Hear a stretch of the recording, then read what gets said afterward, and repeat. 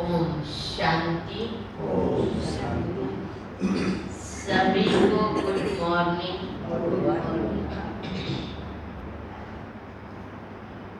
आज की मुरली की तारीख है 21 शिव भगवानु वर्ष। मीठे बच्चे, बाप है गरीब निवाज। तुम गरीब बच्चे ही बाप से ज्ञान की मुट्ठी ले साहूकार बनते हो। बाप तुम्हें आप समान बनाते हैं। तो इसीलिए जो बाबा ने हमें ज्ञान रत्न दिए, वह रत्नों को क्या करो, धारण करो। क्योंकि बाबा ने कहा यह रत्न ही तो गरीब ही ले सकते हैं, इसलिए मुझे गरीब निवाज कहा जाता है। मैं तुम्हें ऐसे ज्ञान रत्न देता हूँ जो आप साहूकार बन जाते हो, समान बाप समान बन जाते हो। इसलिए इतनी ये ज्ञान रत्नों की कदर रखनी है। प्रश्न है, असुरों के विघ्न जो गाए हुए हैं वह इस रुद्र यज्ञ में कैसे पढ़ते रहते हैं? बाबा का जवाब है, मनुष्य तो समझते हैं आसुर ने शायद यज्ञ में गोबर आदि का किचरा डाला होगा, परंतु ऐसा नहीं है। याजक किसी बच्चों को अहंकार आ जाता है, कोई ग्रहचारी बैठ जाती है, तो जैसे किचड़ा बरसने लगता है। क्रोध में आकर मुख से जो फालतू बोलते हैं, यही इसी रुद्र यज्ञ में बहुत बड़ा विघ्न डालते हैं। कई बच्चे संगदोष में आकर अपना खाना भी खराब कर देते हैं। माया थप्पड़ मार इंसॉल्वेंट बना देती है। और इसलिए बाबा ने कहा यही यज्ञ में सबसे बड़े विघ्न है। पहले दुनिया में वो गाए हैं बाबा ने कहा, लेकिन संगम पर भी बाबा ने कहा जिन्हें अहंकार आ जाता है, अभिमान आ जाता है, क्रोध आ जाता है, तो क्रोध के कारण भी मुख से ऐसे उल्टी सुल्टी बातें बोलते रहते हैं, ग्रहचारी बैठ जाती बाबा ने। और वो भी सर्विस के निमित्त बन जाते। यही जितने बाबा ने कहा यज्ञ में भी। ओम शांति। याद में बैठे हो तो जैसे योग में बैठे हो। हर एक जानते हैं कि हमको तमो प्रधान से सतो प्रधान बनना है। यह है गुप्त मेहनत, इसमें कोई बड़ाई की बात नहीं है। बाप कितना निरंकारी रहते हैं ना, जिसमें प्रवेश करते वो भी कितना निरंकारी है। कोई बात का अहंकार नहीं है। इसको ब्रह्मा बाप को भी। प्रजापिता ब्रह्मा के कितने ढेर बच्चे हैं ना, चलन कितनी साधारण है। जैसे घर में बड़ा बाप चलते हैं ना, निराकार के लिए भी ऐसा ही कहा जाता है, वो निरंकारी है, गुप्त है ना। इनको यह नहीं रहता कि हमारा शो हो, ठाट माट हो। मैं गुप्त रीति से आया हूँ तो गुप्त रीति से ही क्या सेवा होनी चाहिए। भक्के से सबको पता पड़े, भक्के से नाम तो होता है ना। बाप कहते हैं यह सब रस्म रिवाज कलयुगी देह अभिमानों की है। मान चाहिए, शान चाहिए, ये चाहिए। मैं तो क्या हूँ, निराकारी हूँ, निरंकारी हूँ। या तो शांति में आते जाते हैं। बाबा तो हमेशा कहते स्टेशन पर भी कोई ना आवे। ब्रह्मा बाबा की बात थी है।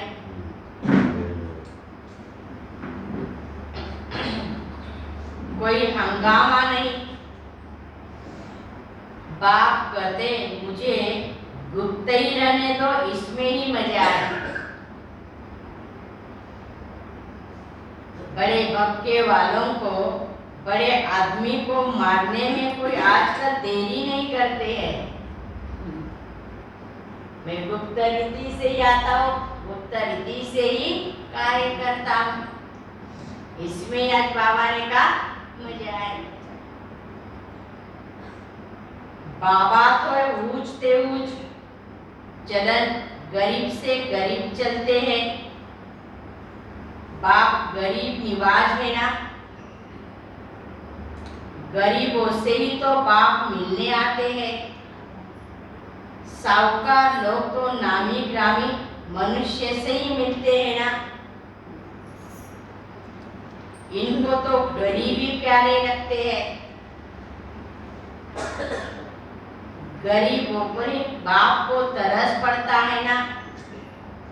उनका ही बाप आकर उद्धार करता है। बाबा हमेशा कहता है हम लाओ आते सभी पर, वही तो आकर उद्धार करता हूँ। उनको ये ज्ञान सुनाता। तो साहूकार होते, बाबा ने कहा बड़े मुश्किल से सुनते, उन्हें फुर्सत कहाँ है।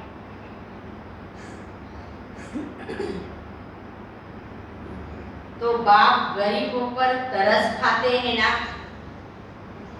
ज्ञान की मुट्ठी भर देते हैं तो तुम साहूकार बन जाते हो। गरीबों का ठहरना बड़ा मुश्किल है। दरकार ही नहीं है इस ज्ञान मार्ग में। गवर्नमेंट को तो धनवान लोग बहुत पसंद करते हैं ना, नामी ग्रामी है, और मुझे गरीब। वहाँ तो वो दान करने वालों का नाम अखबार में डालते हैं, नाम निकालते हैं। या गरीब दान करते तो अखबार में डालना चाहिए ना। चावल की मुट्ठी देकर फिर मैल लेते हैं। बाप गरीब निवाज गाया हुआ है। सबसे मिलते जुलते रहते हैं ना। बड़ा आदमी मसाले बेचने वालों से मिलेगा क्या? नहीं मिलेगा।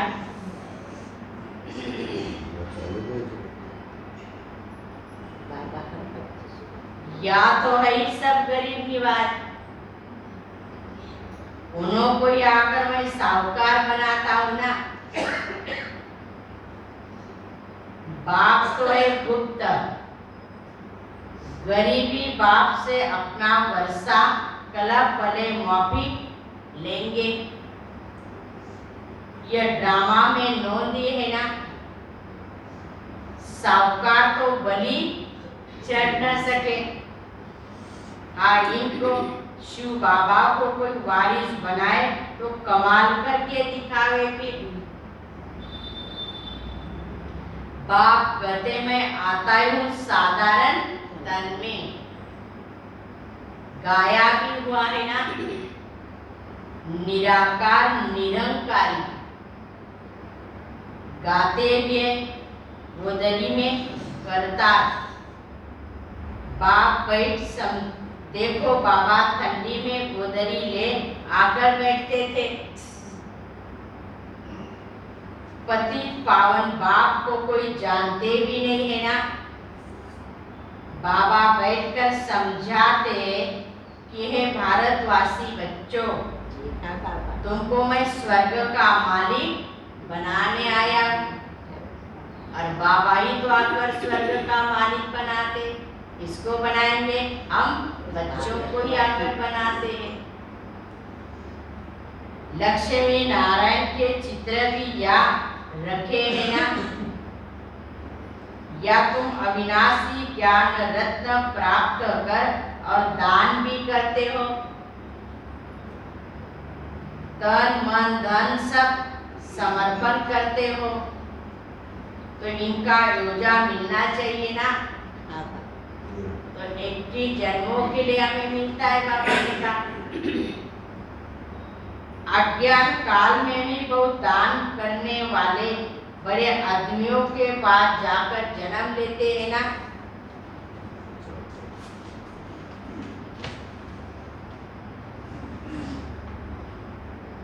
या तुम बाबा के आगे सरेंडर करते हो तो पिछाड़ी में जो साहूकार बनते हैं फिर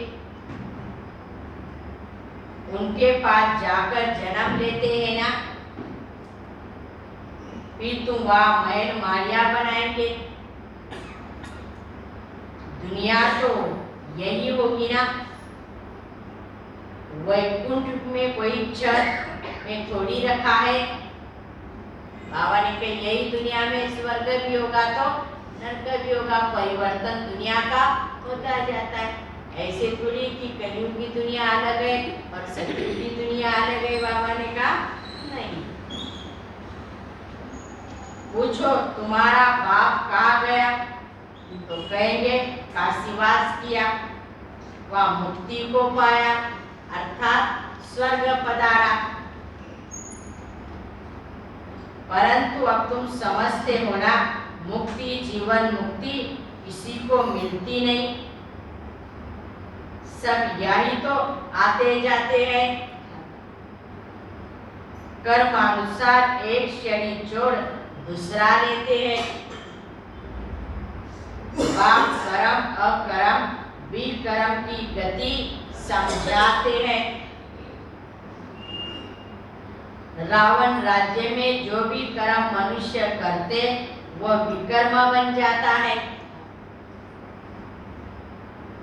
बालिक अवस्था में ही हिसाब किताब बनता है ना। छोटे बच्चों का कुछ जवानी होता है, बच्चा बड़ा होता है तो उनके माँ बाप काम कटारी पर चढ़ा देते हैं। यह भी कर्म हुआ ना। वाह, माया रावण का राज्य ही नहीं है, ये एक भी मनुष्य नहीं जानते। तुम बच्चों को बाप देही अभिमानी बनना सिखलाते हैं, और कोई सत्संग में ऐसे नहीं कहेंगे कि तुम्हारी आत्मा में सारा पाठ बजाने की नोंद है। ये बाबा ही आकर समझाते हैं ना कि तुम आत्मा ही 84 जन्म का पाठ बजाती हो। कैसे आत्मा अभिमानी होकर बाबा को याद करना है। आत्मा एक शरीर छोड़ दूसरा ले पाठ बजाती है ना। आत्मा ही कानों से सुनती है। अब तुमको सेल्फ रियलाइजेशन कराया है। हम आत्मा ही 84 जन्म लेते हैं।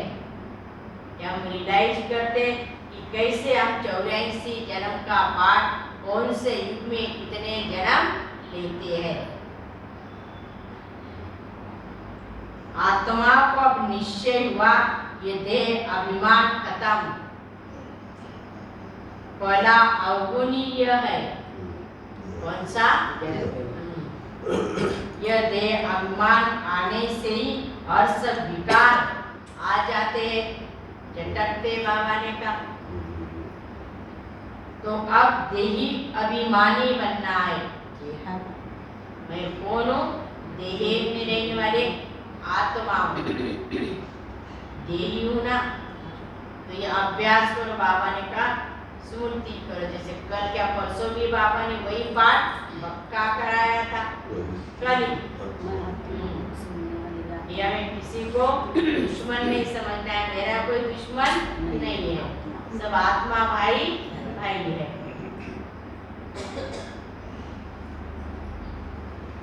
अब तो देही अभिमानी बनना है। बाबा हम आत्मा है, बस आई है, आई की आई 84 जन्म पूरे किए हैं, ड्रामा अब पूरा हुआ है। अभी हमारा ये लास्ट जन्म, अब हमको नया जन्म मिलेगा ना। शरीर भी सतो प्रदान मिलेगा, तो आत्मा भी सतो प्रदान मिलेगी। खुशी होनी चाहिए ना। सर्प खाल छोड़ता है फिर नहीं भी लेता है। सन्यासी ये मिसाल नहीं दे सकते ना। या तुम भी नई खाल लेने के पहले पुरानी छोड़ते हो, फिर वह हर जन्म में आप कोई पुराना खाल छोड़ नहीं लेते हो। बच्चे समझते अब हम ये पुरानी खाल छोड़ घर जाएंगे, करके आएंगे, फिर स्वर्ग में समय पर पुराना शरीर छोड़ दूसरा लेते रहेंगे। सर्प तो बहुत बार खाल उतारता है ना। तुमको तो यह प्रैक्टिस कराई जाती है। कौन सी? मैं आत्मा हूँ। हमें एक जन्म में 84 जन्म का पाठ बजाते बाबा ने कहा। ये 84 जन्मों की सड़ी हुई खाल है। अभी चीची बन गया ना ये शरीर, बाबा ने कहा अब नया शरीर लेना है। इसको शाम कहा जाता है। चमड़ी शरीर काली तो आत्मा भी काली है ना।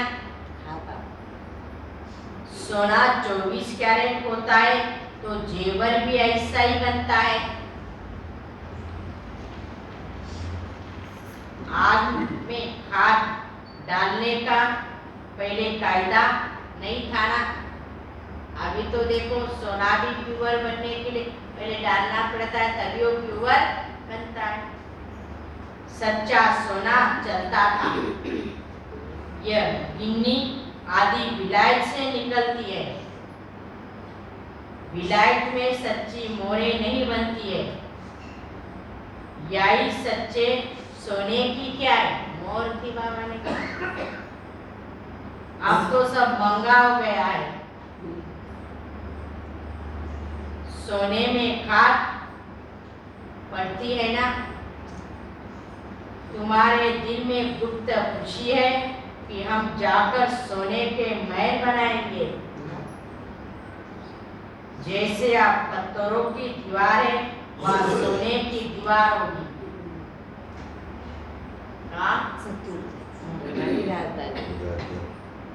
हम पारदर्शी बनते तो महल भी सोने के बनते हैं ना। पुराना सब खत्म हो जाएगा। इस ड्रामा को बड़ा युक्ति से समझना होता है। ऐसे नहीं कि बाबा ने कहा सोना ही सोना होगा, लेकिन सब बाबा ने कहा सतो प्रधानता हो। तत्व भी इतने सतो प्रधान हो। जैसे आजकल जैसे मंदिर बनाते बाबा ने कहा, तो मंदिर को सोना तो नहीं लगाते। वैसी चीज होगी बाबा ने कहा उससे बनाएंगे, जो गोल्डन दिखाई देगा बाबा ने कहा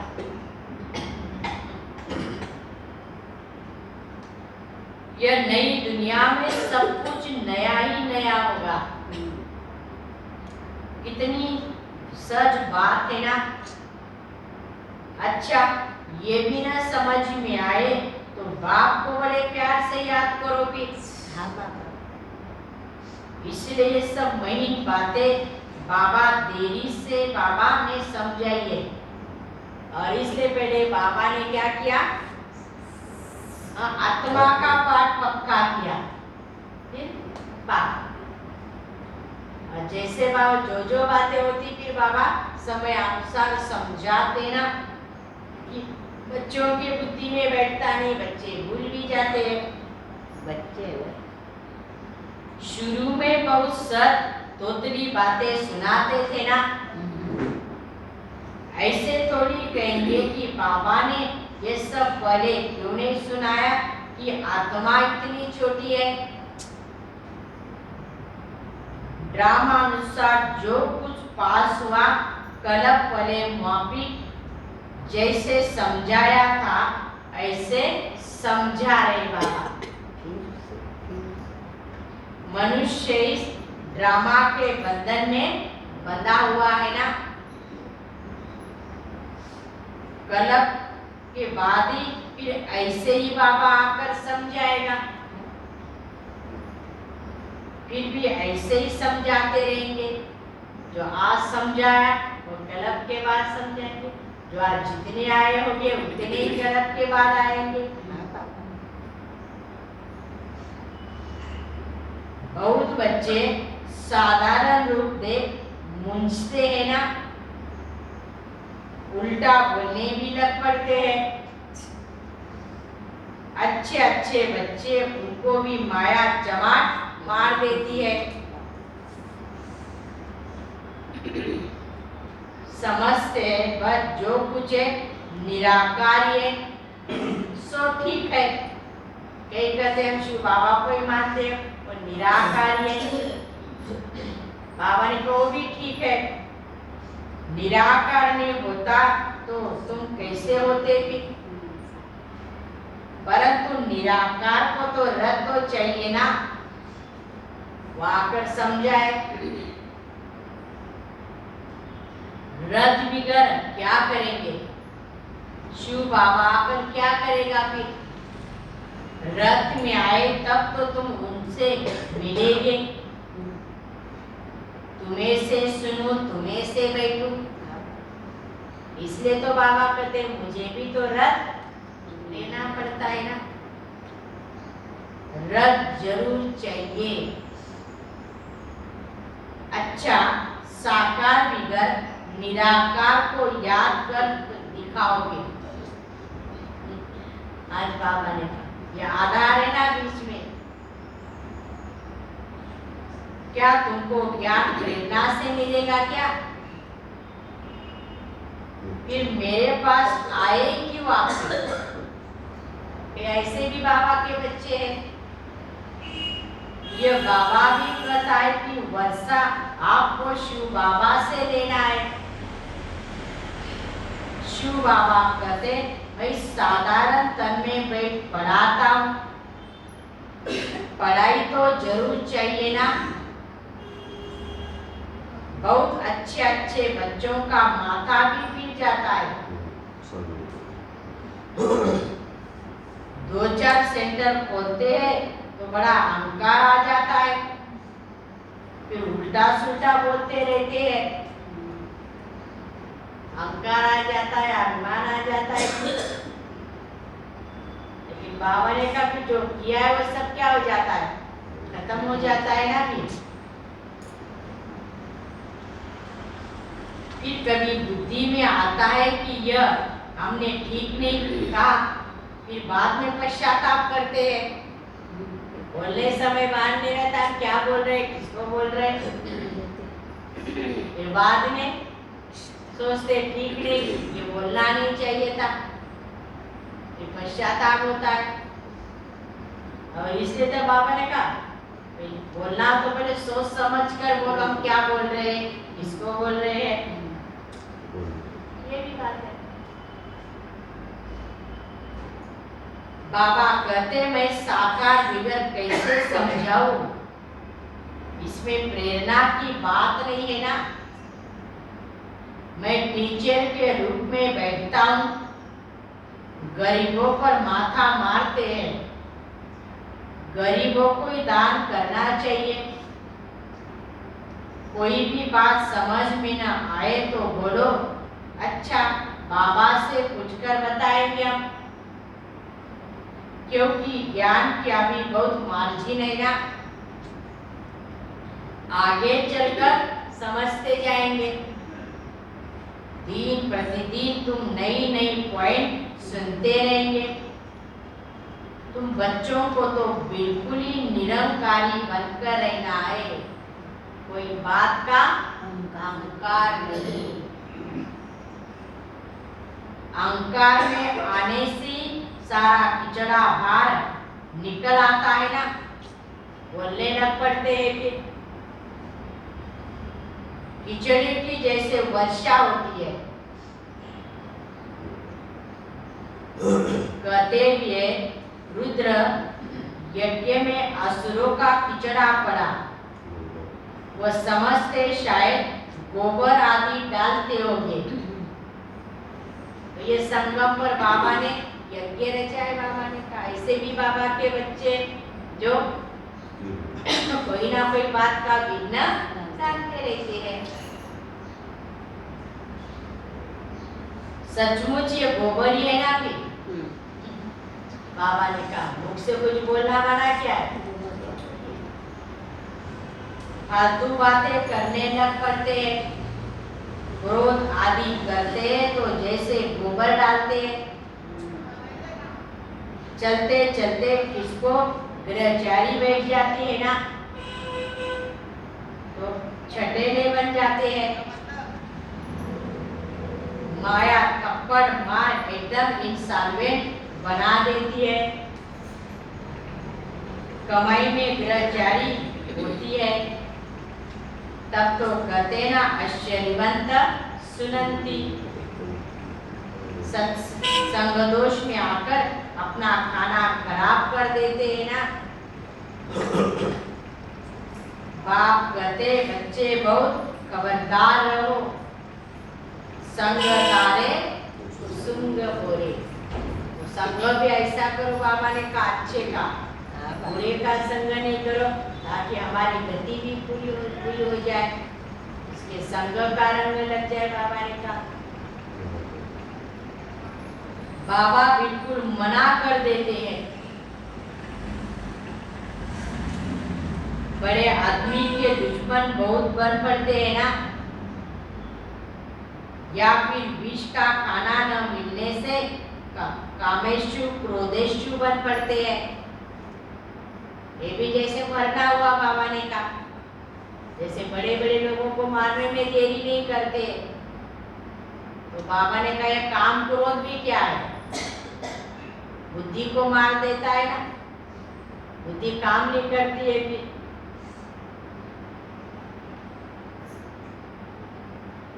बस हम इनको मारेंगे। अगर बाप कहते रहते काम तो तुम्हारा दुश्मन है ना, तो काम पर क्या करो, जीत पाओ। तुम पावन देवी देवता थे, अभी कहते हो हम पतित है, दुखी है। बाबा कहते बच्चे ज्ञान यज्ञ में असुर के विघ्न तो बहुत पड़ेंगे ना, शुरू से ही पढ़ते आए हैं। पवित्रता पर भी विघ्न पड़ते। बाबा ने कहा मुख्य बात है पवित्रता की। तुम पुकारते हो कि हे पतित पावन आओ, तो अब आया है पावन बनाने। फिर पतित बनने चाहते हो। विकारों पर ही तो शुरू से झगड़ा चलता है ना। जो ब्रह्मा कुमारी आपस में भाईबंद बनाती है।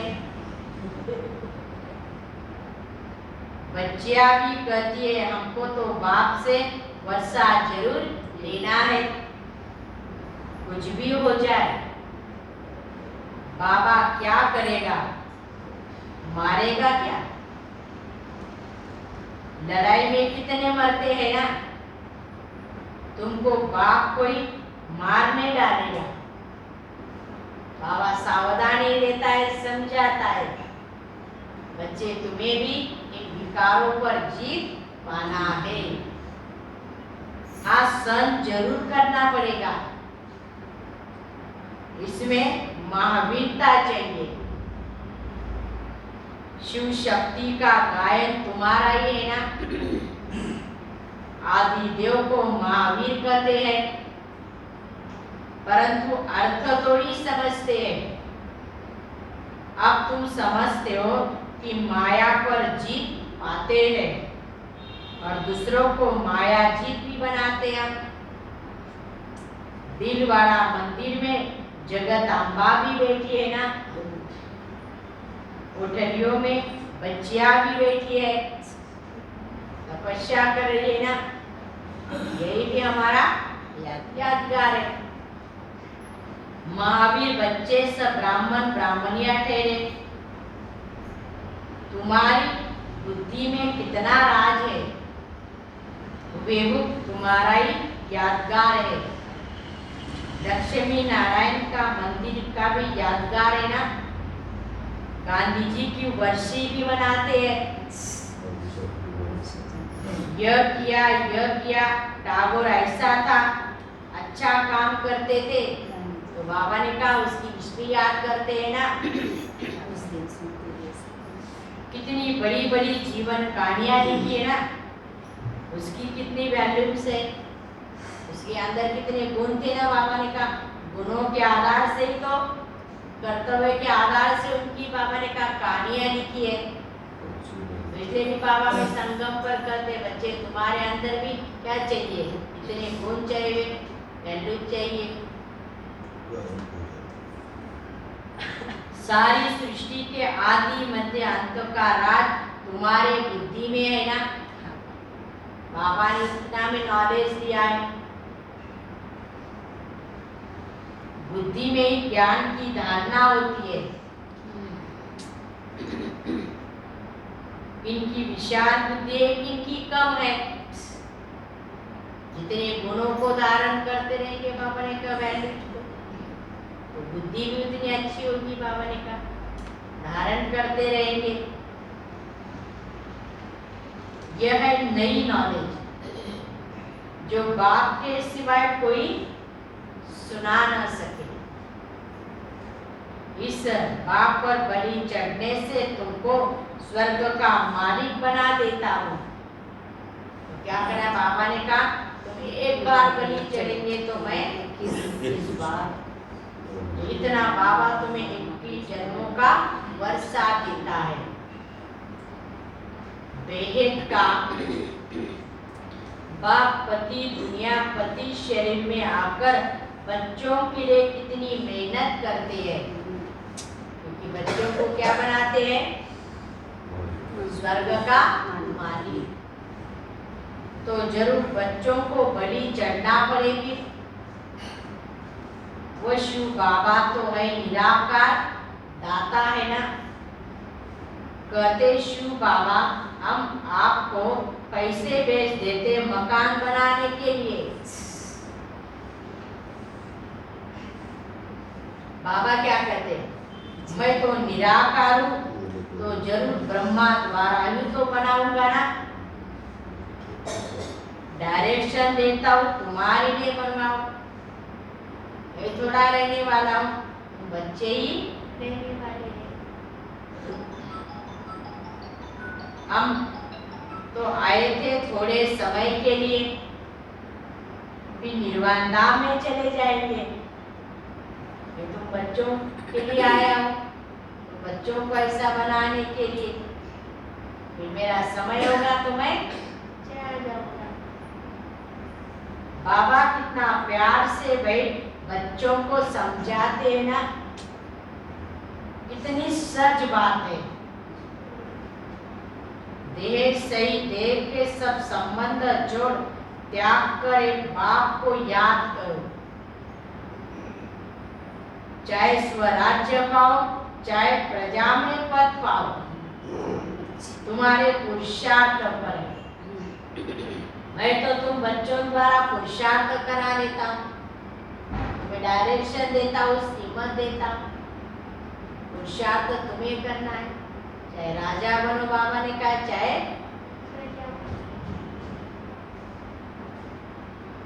एक एक राजा रानी के पास प्रजा कितनी लाखों के अंदाज में आती। हमें राजा बनना है तो कितनी प्रजा भी बनानी, बाबा ने कहा। ये ज्ञान तो ढेर सुनेंगे, आप समान बनाने की मेहनत तो करनी पड़ेगी ना। या पावन बनना है, तुम जानते हो पति पावन बाप आया हुआ है, कला पले माफी हमको समझा रहे हैं। बाबा ने राज्य दिलाया था, रावण ने छीन लिया। कला पले माफी बाबा हमको समझा रहे हैं। कल पहले भी बाबा ने समझाया था, अभी भी समझा रहा है। क्या कि बच्चे, मैंने आपको राज्य दिया था, रावण ने राज्य छीन लिया। हार कैसे हुई, फिर जीतना कैसे है, यह भी तो बुद्धि में याद रखो। कैसे हमारा हार जीत का खेले, बाबा ने कहा। बहुत बच्चे ये भी भूल जाते हैं। माया क्या करती है, नाक से पकड़ लेती है। सेकंड में जीवन मुक्ति पाते हैं, फिर जब जीवन बंधन भी हो जाता है। देरी नहीं करते ना। बाप कहते बच्चे सदा खबरदार रहो इससे, माया से। तुम रूप बसंत बन सदा मुख से ज्ञान रत्न ही निकालो। किचड़ा सुनना भी नहीं चाहिए, न सुनाना चाहिए। समझो हमारा ये दुश्मन है। ज्ञान के सिवा और सब बातें सुनाना सुनना ये भी नहीं। ज्ञान की बातें सुना, कोई बातें नहीं करनी। बाबा ने कितना बात समझा दिया है। कोई भी आता है तो ज्ञान की बातें अच्छी अच्छी सुना। फलाना ऐसा है, फलानी वैसी है, या ऐसा करता है, भी छोड़ दो। आज भी बाबा ने कहा समय बहुत थोड़ा है बच्चे, कल भी समय का इशारा दिया था और वही समय भी चल रहा है। चलते चलते बाबा ने कहा वही बातें करते करते फिर अगर चले गए ऊपर तो क्या देखेंगे, वही बातें लेके जाएंगे ना। फलाना ऐसा था, फलानी ऐसी थी, वही याद आएगा। इसलिए समय को देखकर बाबा ने कई बातों का भी क्या करो, थोड़ा अपने पुरुषार्थ के लिए आज बाबा ने सतो प्रदान बनना। हर रोज बाबा मुरली में ये बात हमें समझा रहे। लक्ष्य रखना है, अटेंशन, कि मुझे सतो प्रधान बनना। और सतो प्रदान करने के लिए बाबा ने कहा बच्चे आत्मा समझकर बाबा को याद करना। कल भी कहा था किसी का परिचिंतन नहीं करो, आप जुर्मी भी नहीं करने का है। ज्ञान का अनंत चिंतन, सिमिर सिमिर सुख पाओ। और दुखों का सिमरन करते रहेंगे, ये बातों का सिमरन करते रहेंगे तो टूट पाएंगे। बाबा ने कहा जैसे हम अच्छी बातें किसी को सुनाते तो खुशी होती है ना। अरे इधर उधर की बातें सुनाते तो चेहरा देखो क्या हो जाता है, फर्क होता है ना बाबा ने। तो इसलिए आज बाबा ने कहा ज्ञान के सिवाय और कोई बातें सुनना सुनाना नहीं है। अच्छा, मीठे मीठे सिटी लदे बच्चों प्रति माता पिता बाप दादा का याद प्यार और गुड मॉर्निंग। रूहानी बाप की रूहानी बच्चों को नमस्ते। हम रूहानी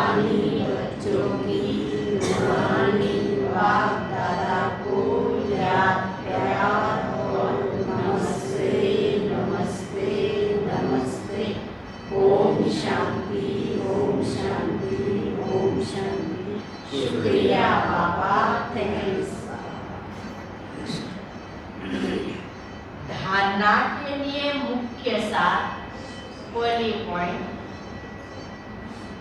पहला अवगुण है जो देह अभिमान का है, उसे निकालकर पूरा पूरा देही अभिमानी बनना है। दूसरी पॉइंट, अविनाशी ज्ञान धन जो बाप से मिल रहा है उनका दान करना है।